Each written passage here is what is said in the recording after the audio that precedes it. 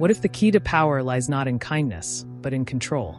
Imagine a world leader who always smiles for the camera, shakes hands with the public, gives inspiring speeches, yet behind closed doors, pulls ruthless strings to maintain order. Now imagine another leader who rules with an iron fist, evokes fear with a single glance, but whose country thrives economically and socially. Which one would you trust more? More importantly, who would you follow? For centuries, philosophers, political thinkers, and modern managers alike have asked the same question. Should a leader be loved or feared? And no one sparked this debate quite like the infamous Italian diplomat and political theorist, Niccolò Machiavelli. Before we dive into the complexities of power, influence, and human nature, let us welcome you. Welcome to the unfolding journey. Here, we dive deep into the big ideas shaping our world: philosophy, history, politics, and human behavior, all unpacked to help you better understand yourself and the world around you. If you're curious about how ancient wisdom still echoes in today's society, you're in the right place. Let's unfold this journey together. To understand the question of being loved versus feared, we need to first understand the man who made it famous. Niccolò Machiavelli lived during the Renaissance in Florence, Italy, a time of great political upheaval, constant war, and shifting alliances. His most famous work, The Prince, published in 1532, was essentially a guidebook for rulers trying to navigate the dangerous waters of power. Contrary to the religious and moral norms of his time, Machiavelli proposed something shocking. A good leader doesn't need to be moral. He needs to be effective. For Machiavelli, the ends justified the means. Lying, manipulation, and even cruelty could be justified if they helped preserve the state and maintain order. That brings us to his famous question. Is it better for a leader to be loved or feared? His answer? Ideally, both. But since it's difficult to be both, it's safer to be feared than loved, so long as the leader avoids being hated. That one sentence has echoed for centuries, shaking the foundations of how we think about leadership. Let's break this down psychologically. Fear and love are two powerful motivators, but they function very differently. When people fear someone, they tend to obey because they're afraid of consequences. This creates short-term compliance, but often at the cost of long-term trust and loyalty. On the other hand, when people love a leader, they follow out of admiration, respect, and emotional connection. This builds loyalty and unity, but can sometimes lead to people taking advantage of that leader's kindness, especially in times of crisis. Machiavelli understood human nature, perhaps better than anyone else in his time. He wrote, "Men are ungrateful, fickle, false, cowardly, covetous." In his eyes, people could not be trusted to act in the interest of the common good unless forced to. Hence, fear was a more reliable tool for maintaining control. But is this still true in the 21st century? Fast forward 500 years. We live in a world governed by democratic values, transparency, social media accountability, and heightened emotional intelligence. Today's leaders aren't just kings or military generals. They're CEOs, influencers, presidents, coaches, community organizers. Leadership looks different. But does it work differently? Let's look at two examples. 1. The fear-based leader, authoritarian leadership. Think of authoritarian figures who command respect through rigid rules, surveillance, and strict discipline. Vladimir Putin is often cited as a modern-day example of Machiavellian leadership. Ruthless, calculated, and feared. This type of leadership can lead to high levels of efficiency and quick decision-making, especially in times of crisis. But it also creates a toxic environment where dissent is stifled, creativity dies, and trust erodes. 2. The love-based leader, empathetic leadership. Now consider leaders like Jacinda Ardern, former Prime Minister of New Zealand, known for her empathy, kindness, and compassion-driven leadership style.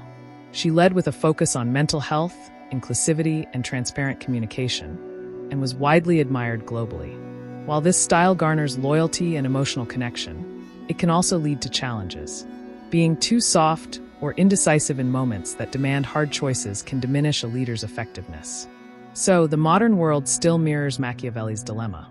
No leadership style is without risk, and the best leaders are those who balance both. The love or fear debate doesn't just belong in politics. It's alive and well in business boardrooms and office cubicles. Imagine a boss who leads with fear, constantly monitoring employees, threatening job loss, and emphasizing performance over people. Sure, they might drive results short-term, but the long-term effect is burnout, high turnover, and resentment. Now think of a manager who's loved by the team, always supportive, approachable, and willing to listen. The team feels safe and valued, but if that leader avoids tough conversations or accountability, performance may slip. Great workplace leaders understand what Machiavelli alluded to: balance is power. A leader who is respected, not merely liked or feared, can inspire trust while maintaining discipline.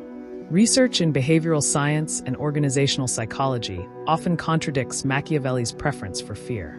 Studies show that leaders who foster psychological safety, where employees feel safe to speak up, make mistakes, and be themselves, produce better outcomes across innovation, engagement, and retention. According to a Harvard Business Review study, 58% of employees say they would trust a kind and empathetic leader over a highly competent but emotionally distant one. Emotional intelligence is now considered a top trait for effective leadership. But here's the twist. Those same studies also reveal that assertiveness is just as important as empathy. Leaders who lack the backbone to make tough decisions are often perceived as weak. In other words, you can be kind, but you must also be strong. This brings us back full circle to Machiavelli's timeless insight. Fear and love are not mutually exclusive. The most powerful leaders are those who can wield both, strategically and ethically. In the 21st century, leaders face a level of complexity Machiavelli couldn't have imagined. Climate change, global pandemics, AI ethics, cybersecurity, mass migration, and the information war. These challenges demand leaders who are both emotionally intelligent and fiercely strategic. The rise of artificial intelligence, for example, introduces ethical dilemmas that require compassionate foresight. Should AI be used to monitor people's behavior for safety, even if it invades privacy? Should leaders enforce strict control over AI development to prevent chaos, or allow freedom and innovation, even if it's risky? In moments like these, Machiavellian realism meets modern morality. The question isn't just should I be loved or feared, but rather, how can I lead with both compassion and control in a world that demands both? Let's look back at a few historical leaders. Abraham Lincoln, loved by many, feared by some. He was kind and principled, but unafraid to go to war to preserve the Union. Margaret Thatcher, often feared for her no-nonsense approach, yet respected for her strength and conviction. Nelson Mandela, deeply loved, yet disciplined and firm in his vision for South Africa. None of them were purely loved or feared. They were complex, morally grounded, and decisive, leaders who left an undeniable legacy by combining heart with backbone. Machiavelli was right to ask the question, but maybe he was wrong to assume we can only choose one. In truth, a great leader walks the tightrope between compassion and control. Too much fear, and you breed resentment. Too much love, and you risk being ineffective. The 21st century demands a new Machiavellianism, one rooted not in cruelty or deceit, but in strategic empathy, emotional intelligence, and the courage to make hard choices. Whether you're leading a nation, a company, a team, or even your family, remember this. People may forget what you said and what you did, but they'll never forget how you made them feel.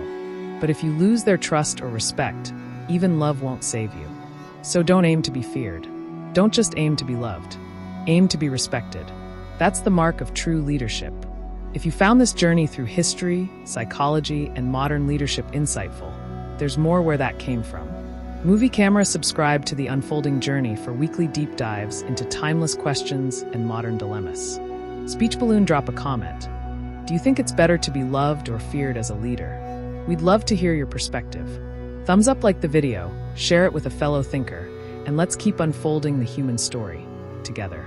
Until next time, stay curious, stay courageous, and keep leading with heart and mind.